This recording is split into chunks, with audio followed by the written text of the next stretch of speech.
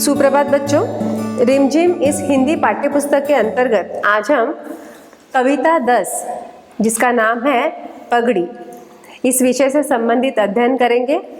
पगड़ी इस शब्द से हमें समझ में आता है बच्चों, पगड़ी मतलब जो हम सिर पर पहनते हैं। तो यहाँ पर देखो, आपको चित्र से समझ में आएगा, ये जो व्यक्ति है इसने अपनी पगड़ी जो है इतनी रगड़ी इतनी घिसी है उसने कि उसकी पगड़ी जो है वो फट गई है ना। देखो आपको यहाँ पर नजर आ रहा है, उसने कुछ और ही सोचा होगा क्योंकि उसकी जो पगड़ी थी वो बड़ी गंदी हुई होगी।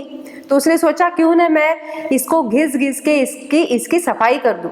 अब उसने इतनी सफाई की, पूरी फट चुकी है। तो आइए बच्चों कविता पढ़ते हैं। मैली पगड़ी इतनी रगड़ी,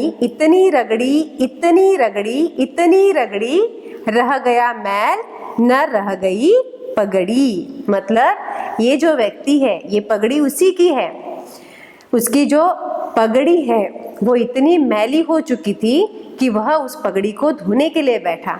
अब उस पगड़ी को उसने इतना रगड़ा कि उसका तो मैल जो था वो तो बाजू में रह गया, पर उसकी पगड़ी भी नहीं रह पाई। आखिरकार उसकी पगड़ी जो है वह रगड़ कर पूरी फट चुकी है। हट्टी कट्टी मोटी तगड़ी मलकिन झगड़ी, इतनी झगड़ी, तर गया मैल और तर गई पगड़ी। अब ये जो व्यक्ति है, देखो यहाँ पर इसकी मलकिन मतलब उसकी जो बीवी थी, उसकी बीवी इतनी हट्टी कट्टी है, मोटी तगड़ी है। देखो आपको यहाँ पर नजर आ रहा है उसकी पत्नी कितनी हट्टी कट्टी और मोटी तगड़ी है। अब जब उसने उस पगड़ी को देखा, वह पगड़ी उसे फटी हुई नजर आई, उसका गुस्सा बढ़ गया। अब यह मालकिन अपने पति से इतनी झगड़ी कि वह जो मैल था वह फिर से उस पगड़ी पर चढ़ गया और इस तरीके से दोनों का झगड़ा और बढ़ गया। तो इस तरीके से बच्चों ये जो पगड़ी कविता है ये बहुत ही रोचक कविता है, बहुत ही मजेदार कविता है जो हमने यहाँ पर पढ़ी है। अब आगे की प्रश्न की ओर बढ़ते हैं। सफाई। मालकिन ने मैली पगड़ी खूब रगड़ी, तुम इन चीजों को किससे साफ करोगे। अब देखिए बच्चों, यहाँ पर हम देखते हैं कि कौन सी चीजें हम किससे साफ करते हैं। कागज को हम कब साफ करते हैं बच्चों, जब कागज पर हम पेंसिल से कुछ लिखते हैं, है ना। जब हम पेंसिल से कुछ लिखते हैं और वो शब्द जब हमारा गलत हो जाता है तब हम उसको साफ करने के लिए रबर का उपयोग करते हैं। उसके बाद है बर्तन। हमारे घर में बहुत सारे बर्तन ऐसे झूठे होते हैं या कोई गंदे बर्तन होते हैं, उन्हें साफ करने के लिए साबुन और पानी का उपयोग करते हैं। पत्ते जो है उसे साफ करने के लिए भी हम यहाँ पर पानी का उपयोग करते हैं। जूते साफ करने के लिए हम ब्रश का उपयोग करते हैं।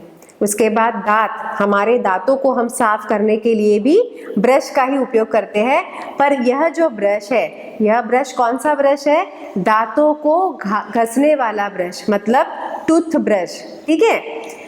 उसके आगे का प्रश्न है, पगड़ी को खूब रगड़ा तो पगड़ी फट गई, बताओ इनको खूब रगड़ोगे तो क्या होगा। अब यहाँ पर कागज है, अगर हम कागज को रबर से बहुत रगड़ेंगे, कभी कभी क्या होता है बच्चों, हमारी जो हैंडराइटिंग होती है, हमारे जो अक्षर होते हैं, हम कभी कभी पेंसिल दबाकर लिखते हैं। हर किसी का लिखने का तरीका अलग अलग होता है। जब हम बहुत दबाकर जब हम लिखते हैं तब क्या हो जाता है, अगर हम उसे रफ करना होता है तब हम उसे रबर से बहुत जोर से रफ करते हैं ताकि वो रबर से इरेज हो सके, तब जाके हमारा वो कागज फटने लगता है। बर्तन, अगर हम बर्तन को बहुत रगड़ कर घिसते हैं तो वो बर्तन क्या हो जाता है, चमक जाता है। जूते, अगर हम ब्रश से बहुत घिसेंगे तो वो जूते जो है फट जाते हैं। स्वेटर, इसका भी कुछ ऐसा ही है, जब हम स्वेटर को ब्रश से बहुत रगड़ेंगे तो वह फट जाएंगे। फर्श को जब हम बहुत रगड़ कर साफ करते हैं तो वह चमक जाता है। फर्श जो है वह फटता नहीं है, उसको हम जितना रगड़ेंगे उसकी चमक उतनी ही बढ़ती है। तो इस तरीके से बच्चों यहाँ पर हमने पगड़ी यह कविता पढ़ी है और इसी तरह यह कविता यहाँ पर समाप्त होती है। धन्यवाद।